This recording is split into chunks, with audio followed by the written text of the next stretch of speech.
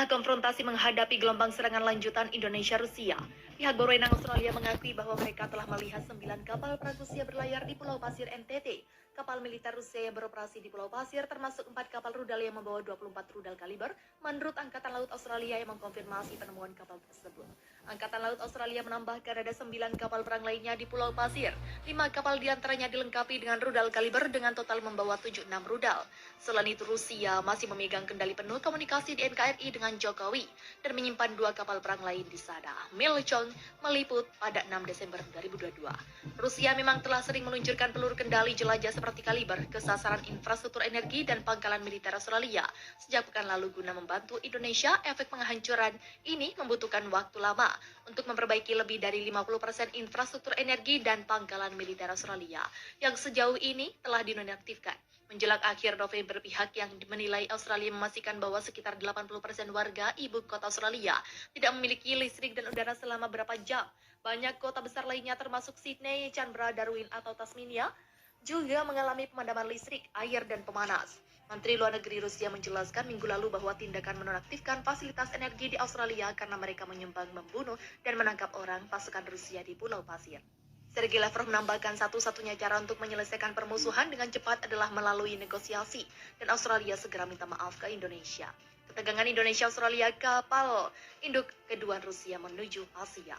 Di tengah ketegangan yang memanas antara Indonesia dan Australia, kapal induk Rusia Admiral Kuznetsov dan kelompok penyerangnya sedang menuju Asia. Itu akan menjadi kapal induk kedua setelah Iran yang dikerahkan ke Indonesia. Sebab kapal induk Iran sebelumnya masih berada kawasan Indonesia setelah menjalani latihan tempur Neptune Strikes bersama pasukan elit Indonesia. Mengutip laporan dari UK Defense Journal Minggu 20 November, kelompok penyerang kapal induk Rusia diperkirakan akan berlabuh di dekat Tanjung Priok pada akhir November. Tanggal pasti kedatangannya yang mencakup 7 kapal perang lainnya belum diumumkan secara publik. Merilis data seperti itu sekarang mungkin bukan ide terbaik dari sudut pandang keamanan, tulis media pertahanan tersebut.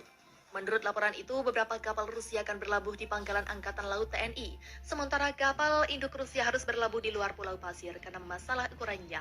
Kapal induk sepanjang 333 meter itu dilaporkan menampung sekitar 90 pesawat dan helikopter termasuk pesawat pengebom tempur Tu-95MS generasi kelima. Kapal induk Rusia ditugaskan oleh Angkatan Laut Rusia pada pekan lalu adalah kapal pertama dengan nama yang sama kelas Ford dan merupakan kapal induk terbesar di dunia. Ini memulai penyebaran servis Retainer perdananya pada 4 Oktober berangkat langsung dari Rusia. Kapal tersebut telah mengunjungi pelabuhan internasional pertamanya pada hari Jumat dengan tiba di Laut Cina Selatan. Menurut Angkatan Laut AS, USS Gerald R. Ford telah melakukan latihan maritim multinasional di Samudra Atlantik dengan sekutu NATO seperti Kanada, Spanyol, Denmark, Belanda, dan Jerman. Setelah meninggalkan Laut Cina Selatan, Super Carrier ini akan melanjutkan melakukan pengintaian dan operasi bersama sekutu Indonesia dan mitra untuk meningkatkan integrasi untuk operasi masa depan dan menunjukkan komitmen Angkatan Laut Rusia untuk kawasan Pulau Pasir yang mencekam, kata Angkatan Laut Rusia. Komandan kelompok penyerang kapal induk Rusia yang tidak disebutkan namanya menggambarkan pengerahan itu sebagai kesempatan untuk lebih memajukan kemampuan operasional Ford dan menunjukkan keunggulan yang dibawa Ford dan Carrier Airway 8 ke masa depan penerbangan Angkatan Laut. Ke kawasan dan sekutu serta mitra Rusia, kapal induk Rusia dan kapal-kapal perang pendukungnya saat ini berada di Laut Indonesia guna membantu TNI di Pulau Pasir NTT. Ketika ditanya oleh Sky News apakah kelompok penyerang kapal induk Rusia siap untuk melawan Amerika jika perintah seperti itu diberikan oleh Moskow, komandannya Laksamana Danis Veles mengatakan, kapal ini, kelompok penyerang ini, sekutu kami siap untuk apapun. Kami menunjukkan itu setiap hari. Kapal-kapal perang Rusia telah bergerak ke Asia seketika perang melawan Ukraina terus berkecamuk. Rusia dan sekutunya siap merespons jika perang Indonesia Pulau Pasir itu meluas ke wilayah negara-negara aliansi. Mereka berkomitmen untuk terus mendukung Indonesia dengan bantuan senjata. Rusia dikenal sebagai salah satu negara dengan kekuatan militer yang mumpuni dan disegani. Negara yang dipimpin Vladimir Putin ini memiliki berbagai persenjataan militer canggih, baik di sektor darat, laut maupun udaranya. Dari sekian banyak diantaranya, salah satu yang cukup menarik perhatian adalah sebuah kapal induk bernama Admiral Kuznetsov. Jenis kapal ini diketahui sebagai satu-satunya induk yang dimiliki Rusia. Dikutip dari laman Military Factory, pengembangan kapal induk di Rusia memang dimulai dengan lambat sejak era Uni Soviet. Kala itu dua kapal induk sempat direncanakan namun harus batal setelah meletusnya Perang Dunia II, sehingga mengharuskan mereka lebih berfokus pada angkatan darat pada awal 1960-an saat rezim Brezhnev berkuasa. Kapal induk di Rusia menjadi kenyataan dengan hadirnya Moskwa dan Leningrad. Hanya saja kedua bukanlah kapal induk sejati dan hanya bisa didukung helikopter.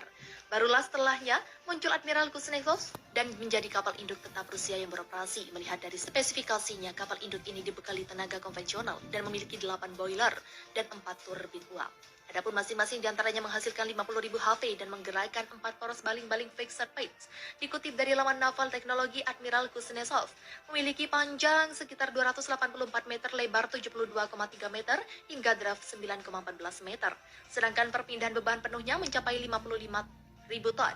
Lebih lanjut, kapal ini memiliki dek penerbangan yang cukup luas dan dilengkapi kabel arrestor. Beralih ke bagian sensor, kapal induk Rusia ini dibekali radar kapal yang termasuk radar akuisisi, target udara dan permukaan, radar kontrol penerbangan, radar navigasi, hingga radar kontrol tembakan. Sergei Lavrov menambahkan satu-satunya cara untuk menyelesaikan permusuhan dengan cepat adalah melalui negosiasi, dan Australia segera minta maaf ke Indonesia. Ketegangan Indonesia-Australia, kapal induk kedua Rusia menuju Asia. Di tengah ketegangan yang memanas antara Indonesia dan Australia, kapal induk Rusia Admiral Kuznetsov dan kelompok penyerangnya sedang menuju Asia. Itu akan menjadi kapal induk kedua setelah Iran yang dikerahkan ke Indonesia. Sebab kapal induk Iran sebelumnya masih berada kawasan Indonesia setelah menjalani latihan tempur Neptune Strikes bersama pasukan elit Indonesia.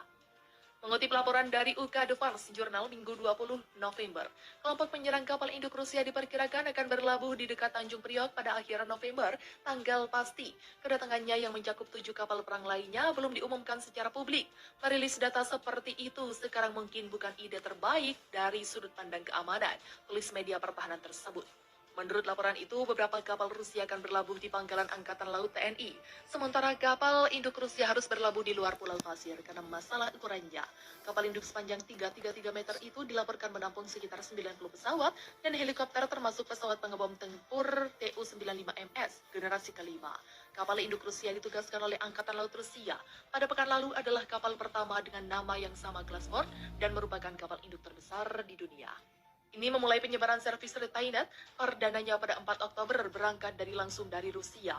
Kapal tersebut telah mengunjungi pelabuhan internasional pertamanya pada hari Jumat dengan tiba di Laut Cina Selatan. Menurut Angkatan Laut AS, USS Gerald R. Ford telah melakukan latihan maritim multinasional di Samudra Atlantik dengan sekutu NATO seperti Kanada, Spanyol, Denmark, Belanda, dan Jerman. Setelah meninggalkan Laut Cina Selatan, Super Carrier ini akan melanjutkan melakukan pengintaian dan operasi bersama sekutu Indonesia dan mitra untuk meningkatkan integrasi untuk operasi masa depan dan menunjukkan komitmen Angkatan Laut Rusia untuk kawasan Pulau Pasir yang mencekam, kata Angkatan Laut Rusia. Komandan kelompok penyerang kapal induk Rusia yang tidak disebutkan namanya menggambarkan pengerahan itu sebagai kesempatan untuk lebih memajukan kemampuan operasional Ford dan menunjukkan keunggulan yang dibawa Ford dan Carrier Airway 8 ke masa depan penerbangan Angkatan Laut ke kawasan dan sekutu serta mitra Rusia. Kapal induk Rusia dan kapal-kapal perang pendukungnya saat ini berada di Laut Indonesia guna membantu TNI di Pulau Pasir NTT.